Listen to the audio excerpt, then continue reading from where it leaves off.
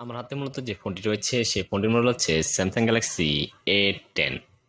আজ মূলত আপনাদের দেখিয়ে দিব মূলত এই ফোনটাতে কিভাবে আপনি যদি প্লে স্টোরের সমস্যা থাকে সেটাকে সলভ করবেন। এটাতে যেটা প্রবলেম, আমি যদি এটাকে কোনো কিছু ইনস্টল করতে চাই শুধু এটা পেন্ডিং দেখায় বাট ইনস্টল হয় না।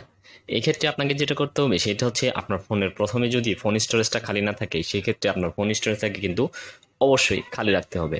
আমি কিন্তু আমার ফোন স্টোরেজটা খালি রাখার পরও এই সমস্যায় ভুগেছি। এই জন্য আপনাকে অবশ্যই প্রথমে আপনার ফোন স্টোরেজটাকে খালি রাখতে হবে। ফোন স্টোরেজ খালি রাখার পর আপনাকে যেটা করতে হবে সেটা হচ্ছে আপনার ফোনের সেটিংস নামের মূলত যে অপশনটি রয়েছে সেই সেটিংস নামের অপশনটাকে খুঁজে বের করতে হবে। সেই সেটিংস নামের অপশনটা খুঁজে পাওয়ার পর আপনি সেই সেটিংসের উপর ক্লিক করে দিবেন। সেটিংসে ক্লিক করার পর কিন্তু আপনার সামনে অনেকগুলো অপশন চলে আসবে। আপনাকে কিন্তু আবারও বলছি, আপনি কিন্তু আপনার ফোন মেনুটাকে অবশ্যই একটু খালি রাখবেন। অপশন চলে আসার পর আপনি এখান থেকে অ্যাপস নামে যে অপশনটা রয়েছে সেই অ্যাপসে ক্লিক করবেন। অ্যাপসে ক্লিক করার পর আপনার সামনে অনেকগুলো অপশন চলে আসবে। এখান থেকে দেখতে পাবেন থ্রি ডট নামে একটা অপশন রয়েছে, থ্রি ডটে ক্লিক করবেন।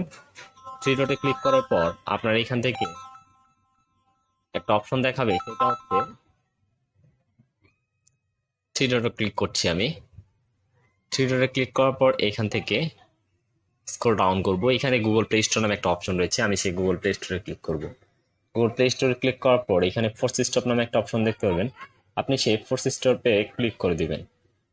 ফোর্স স্টপে ক্লিক করার পর ওকেতে ক্লিক করে দিবেন। ওকেতে ক্লিক করার পর এখান থেকে ব্যাক করব। এখন আমি দেখবো আমার প্রবলেমটা সলভ হয়ে গেছে। এখন আমি প্লে স্টোরে গিয়ে যদি কোনো কিছু ইনস্টল করতে চাই তাহলে কিন্তু সহজেই এটা ইনস্টল হয়ে যাবে। সো ভিউয়ার্স, ভিডিওটি দেখে যদি আপনার মনে